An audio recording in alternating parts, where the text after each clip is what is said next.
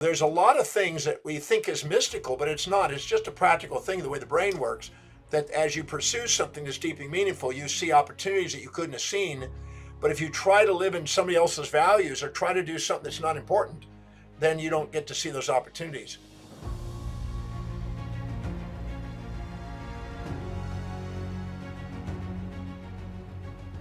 The topic today is, how do I use the law of attraction in my own life? I get asked that a lot because many years ago I was involved in the movie The Secret. And so people ask me, about the law of attraction. But I'd like to talk about not just the principles about it, but about the application of it.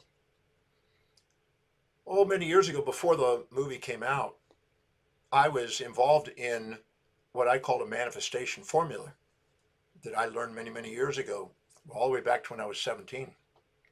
And I learned at the time that what we think about, what we visualize, what we affirm, what we feel, and what we define and clearly write out and strategize and act upon, that we feel worthy and inspired to achieve, increases the probability of having things come into our life, synchronicities, opportunities, etc. And I've certainly seen that in my life. I've been blessed by that. I didn't call it the law of attraction until Rhonda Byrne came up with that terminology, and Waddles described it, and other people in the movie had talked about it that way. I just called it my manifestation formula. But let me just share with you this. When I was 17 years old, I had a vision, and it was pretty clear in my mind what I wanted. I knew I wanted to travel the world, and I wanted to be a teacher, and I wanted to go to every country around the world. And so I wrote it down, and I wrote that one statement down, that I want to be a teacher that travels the world, inspires millions of people, and overcome my learning problems. I want to be able to read and write, communicate effectively. I wrote out what I knew. Whenever you're setting objectives in life, you want to get clear about what it is that you want, and you want to start with what you know. Writing lofty fantasies is not really the productive thing, but getting clear about what your life is truly demonstrating, that's truly high on your value, that you really are clear about in writing it out. I would sometimes spend a couple hours writing one little sentence and paragraph to get really clear of, this is concisely what inspires me. And I'd keep writing it until I got a tear in the eye, because when I had a tear in the eye, there's a moment of authenticity, and I have a gratitude that's it. And there's a certainty that comes across, a knowing that you know that you know that you know kind of state. So start with what you know and what you want to create in life. And the moment you get really clear on what that is, you can see it. You literally activate from the prefrontal cortex into the occipital lobe, the associative areas of the brain, and you get details of a vision of what you want to create. And once you can see it in your mind's eye, once you are clear about what you thought out, your innermost dominant thought becomes your outermost tangible reality. That's my observation. I think about traveling the world and teaching, and that's what my life is. I'm thinking about writing and sharing, and that's what my life is. And that's been a dominant thought, and not a fantasy, and not a temporary fantasy, but something that you're really committed to. And by taking the time to focus on it and write it out and clarify it, if it's really truly congruent with what you value most, you'll automatically think about it. I don't need to be reminded in my life to think about what I love doing. It's what I think about all day. It's my dominant thought. And your innermost dominant thought does become your outermost tangible reality. So I'm a firm believer in defining what it is you want. And the moment you're really clear about what that is, you've actually written it out where you can see it in your mind's eye, and you could articulate it clearly to somebody else where they could see it. The way you know you're congruent is you're fluent enough where people can see it when you say it. And it also brings gratitude and a feeling of love for doing it, and an inspiration and an enthusiastic energy, a driving energy. And you feel certain about it, and you feel present, as if it's impossible for you not to fulfill it. You feel it's destined. I find that is almost guaranteed to become reality. And if I look at all the metrics, I'm a very freak on metrics. I like to keep metrics on what I say I want to do and then keep records of it to see if I'm actually manifesting it.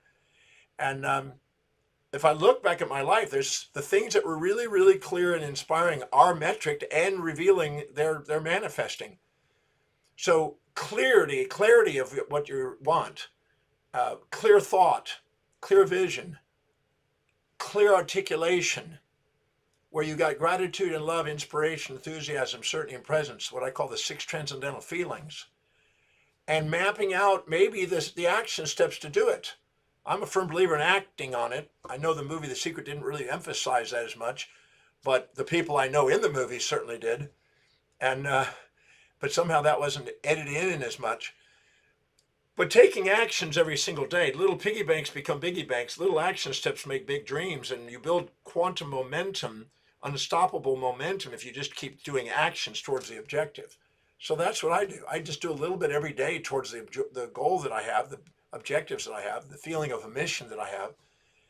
And then what happens is synchronicities occur. The way the brain is set up, whenever you're living congruently according to what you value most, which I call the highest value, the thing that's most deeply meaningful, most inspiring, most fulfilling, most teleological purposeful, most ontological you're identified by, the thing that you feel a calling for, when the moment you're in tune with that, the pulvinar nuclei and the thalamus, which takes sensory information from all the senses before it goes into the conscious awareness in the cortex, it filters it out. Anything that's important that is going to help you get that, you see. And anything that's not as important, that's lower on your values, that you don't think is going to help you, it kind of biases out. You have an attention surplus order and attention deficit order on things that help you and things that don't, to fulfill what's deeply meaningful when you're living congruently according to what you value most. So you automatically see synchronicities. You see opportunities that you would overlook. They've been there, but you wouldn't have seen it. And you thought it's like a law of attraction. It's like manifesting it. It's coming in, but it's actually many times there, but you can't see it. I mean, we've all met somebody. I mean, think about this in your life. You met somebody that they introduced themselves, and you didn't see how their presence in your life was going to help you get what you want in life, and you said hi and everything else, but you didn't register their name. And 1/100th of a second afterwards, somebody came up and said, "Who was that?" And you go, "I don't know." You couldn't even repeat their name because you didn't perceive them as going to help you fulfill, and it's kind of deleted out. It goes into short-term memory, if that. But if somebody meets you and you meet them or whatever, and you're really inspired by that, and you can see that they're going to help you fulfill your life, you want to get to know them, you want to engage in them, you want to talk to them, you want to remember their name, you want to write it down, you want to get their emails. When you really value something, you tend to notice it and absorb it and grab it and get engaged in it. And this is exactly what our brain does. When it's something really, really, really high in our values, it's really, really important, we go out of our way in our brain to see it. And we see this as probabilistic synchronicity. So there's a lot of things that we think is mystical, but it's not. It's just a practical thing, the way the brain works, that as you pursue something that's deeply meaningful, you see opportunities that you couldn't have seen. But if you try to live in somebody else's values or try to do something that's not important, then you don't get to see those opportunities. I had people coming up to me after the movie The Secret, and they said, "Well, I've been watching The Secret and I've been reading the book, but I still not seem to manifesting." And what I find is when I ask them questions about what they're going after and then go and determine what they really value, they've got a temporary fantasy. They don't have something that's a true objective, truly meaningful, truly inspiring based on what their life demonstrates, and not by just a temporary comparison to somebody else, an infatuation and a fantasy that they bring in. It's a whim. It's like a New Year's resolution. You say, "Okay, I'm now going to work out because I overeaten, and I'm now going to spend less because I overspent during Christmas." And so you say, "Well, I'm now going to do those two things." And then 2 weeks later, when you go back in your routine and you lose a bit of weight and you're not spending as much, you don't have a void for it. So it's a temporary thing. And many people don't know a real long-term dream in versus a little fantasy that they've got. In the Breakthrough Experience program, which is my signature program I've done 1,170 times in my life, every week I get people coming in with these types of, I guess you could say, unrealistic expectations and short-term little fantasies that they have instead of actually getting them pinned down and ground them. I love helping people ground them to get down to real objectives that are really concise and really clear so they can allow the law of attraction to work. And the moment I do, then they'll send me emails back in the next week or month or whatever, or longer, and they'll say, I'm on track. This is what happened. I got 2 just yesterday. And because they got congruent. If you're not congruent, you're not fluent, and you're not going to see the opportunities that are synchronous in your life because you're setting up a goal that's not really important to you. You think it is. I've had people say, I want to be financially independent, and then they find out that they really want to go spend their money on immediate gratifying consumables and live through other people's brands instead of building their own brand.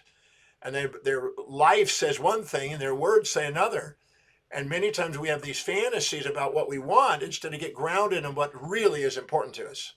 So if you really want the law of attraction to work, you want to be there. So I work at getting really concise about what it is that's important to me and get focused on that. And then I increase the odds of that. And there's another aspect of the law of attraction.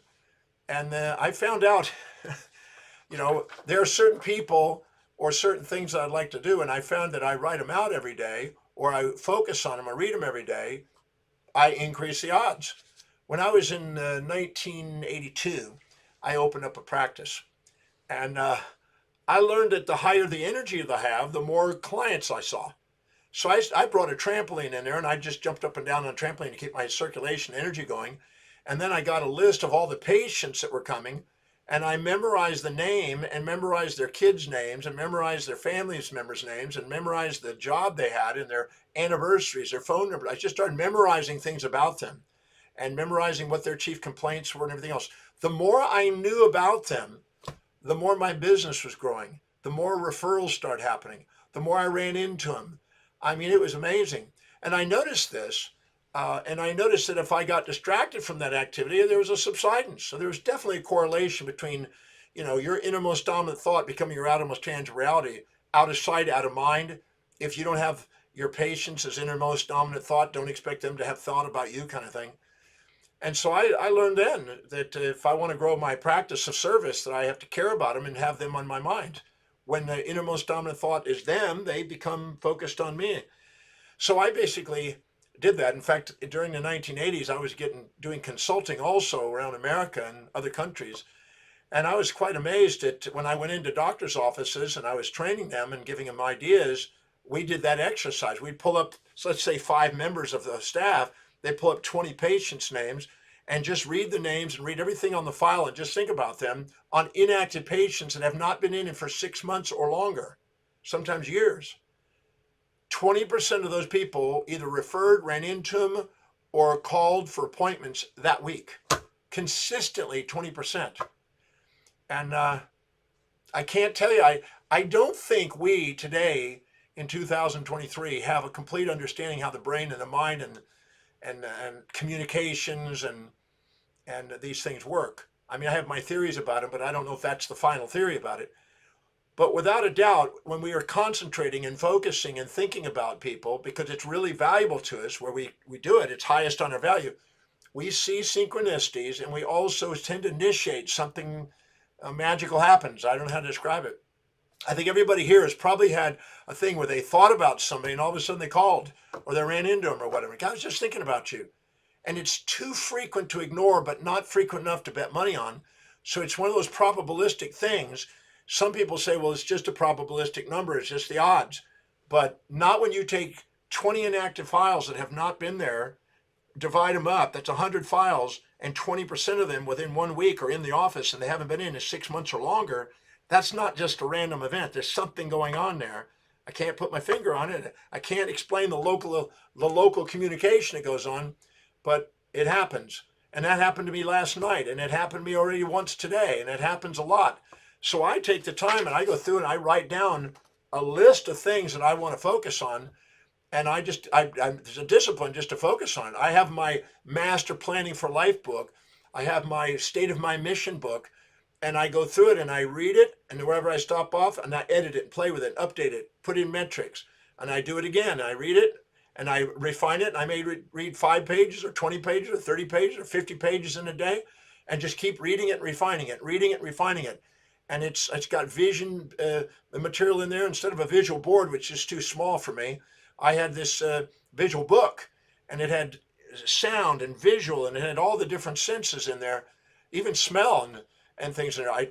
Anything I could do to keep myself inspired and focused on the objective that I wanted, discipline. I found that increased the odds of me achieving things, even down to writing out exactly how much income and the wealth that I wanted and the numbers I wanted to do and those.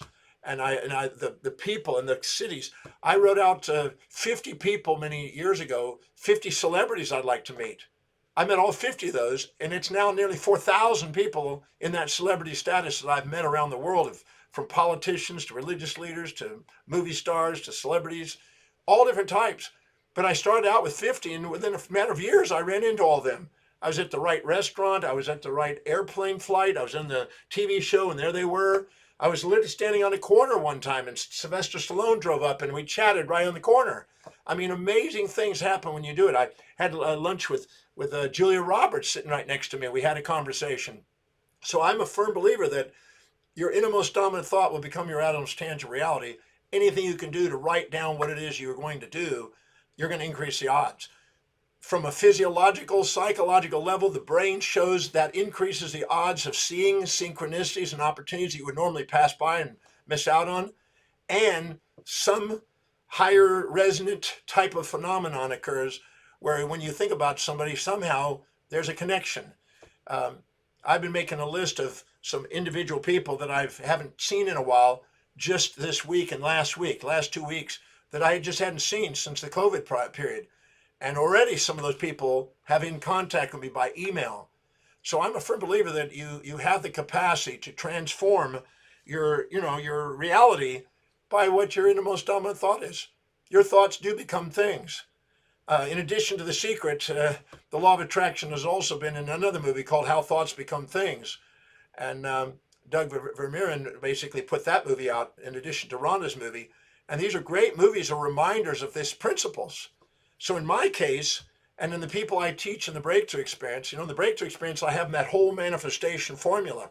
And I go through line by line through each of those steps in the manifestation formula that I've been using since I was 17. And it's just part of my life. And I try to share it with people so they can make it part of theirs to increase the probabilities of creating what it is that they want to create in life. But you want to make sure that it's really congruent. It's really what is important. It's not just a whim, something that you're willing to work for. When people set a goal that's really, truly meaningful, they increase the odds.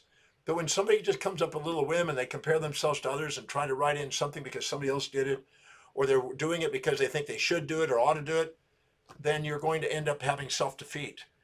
So you want to make sure, because the secret behind the secret left out of the secret is make sure that you're not wasting your time on objectives that aren't really truly congruent with what you value.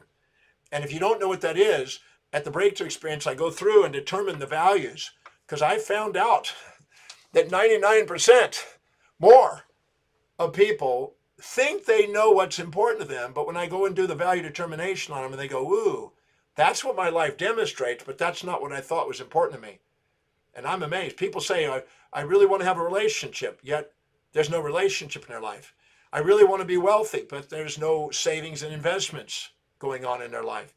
I really want to grow a big business, but they're going to seminars and working out or doing other things. They're not actually working on a business. So I don't go by what people say. I go by what they actually, life demonstrates. In the breakthrough experience, I go through and I do the value determination and show you the distinctions. So you're setting real goals that are real. And if you puff yourself up with pride and you'll set too big a goal in too short a time and you'll beat yourself up because you're not going to get it. And if you beat yourself up and minimize yourself, you'll set too small a goal in too long a time frame. Both of these are personas and masks that we wear instead of being authentic. And when we're authentic, we tend to set real goals in real times. They're the ones that are congruent with what we really value, and they're the ones that we naturally follow the manifestation formula. That's why in the breakthrough experience, I want to help people be authentic. I want people to live in their executive function, not in their amygdala, where they're distracted by impulses and instincts that take them off track.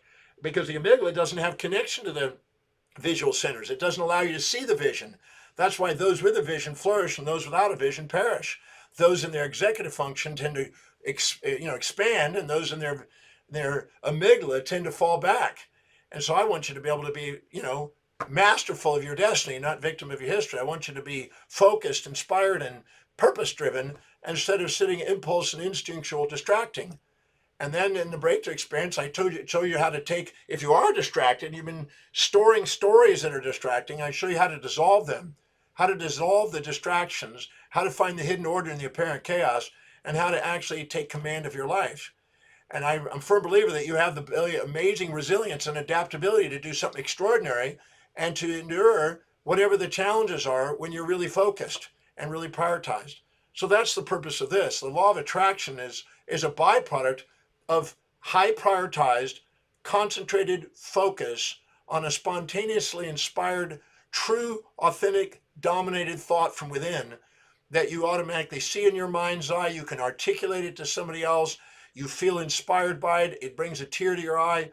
It's something that you could write down and you can see the details in your mind. You've got a strategy for it that's not a fantasy or whim, that you're actually willing to take action spontaneously on. You've chunked it down into small enough bites. You just want to take action on it. Just little bitty action steps makes big dreams. If you just chunk and keep working on little action steps to get it to do it. I've been working on public speaking. When I first started at age 18 reading, I had to go read a dictionary and memorize 30 words a day for me to grow my vocabulary enough to be able to read. And my mom used to test me on those 30 words so I could speak them, pronounce them properly, put the meaning to it, and I grew my vocabulary. So I had to do little action steps to eventually learn to read. And then I started reading encyclopedias and dictionaries to grow up to do more actions. And then I could read pretty well anything. Now I don't find too many topics I can't devour. But it was a little incremental thing, and that's the way you achieve great things, is little baby steps make big dreams. And that's the reason in the breakthrough experience, I want you to ground you, get down to the basics, get with something you're clear about, certain about, and so you can actually start building momentum, and your confidence grows every time you do. We set these fantasies out there and then self-defeat, and then we lose our confidence instead of incrementally take on little action steps to make bigger and bigger dreams, and then and delegating lower priority things and getting on with what's meaningful. And now the law of attraction really takes on. It really comes alive because the synchronicities and opportunities will grow if you do. So this is some of the things that I do in my own life to, use the law of attraction on a daily basis. But I'm a firm believer that if you write things out really clearly, exactly how you want your life, and it's real and congruent, it's aligned with what you value most, and it brings a tear of inspiration, and you know that's your destiny, and that's that you have an attitude that it's, I'm willing to do whatever it takes, travel whatever distance, pay whatever price to give my service of love with that. That's what I turned to when I was 7 to 18 years old. I felt that way about my goals and mission. And I've been working on it now 50 years. And if you can find anybody that's had to motivate me from the external source out there to do what I love, which is teaching and researching, well, you won't find them because that's spontaneous. And I want you to do it. That's why I want to teach you the work from the breakthrough experience, come to the breakthrough experience.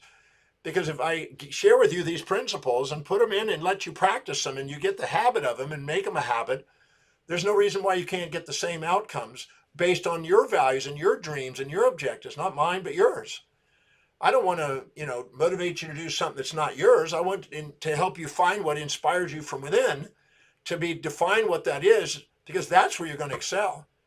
External motivation is not where it's at. I always say motivation is a symptom. But intrinsic drive and intrinsic inspiration or intrinsic motivation is powerful. And I'd rather go with inspiration any day. I want you to be inspired. All the people that I know that have done amazing things have some inspiration driving it. And I want you to live an inspired life, a self-actualized life, a masterful life, a life of mindfulness, a life of the executive function and mastery. And I'm a firm believer that's doable. And I want you to do that. That's the reason I'm doing these little presentations every week. That's the reason I'm talking about the law of attraction, because you will attract into your life things based on your innermost dominant thought. You will see opportunities by the way the brain works.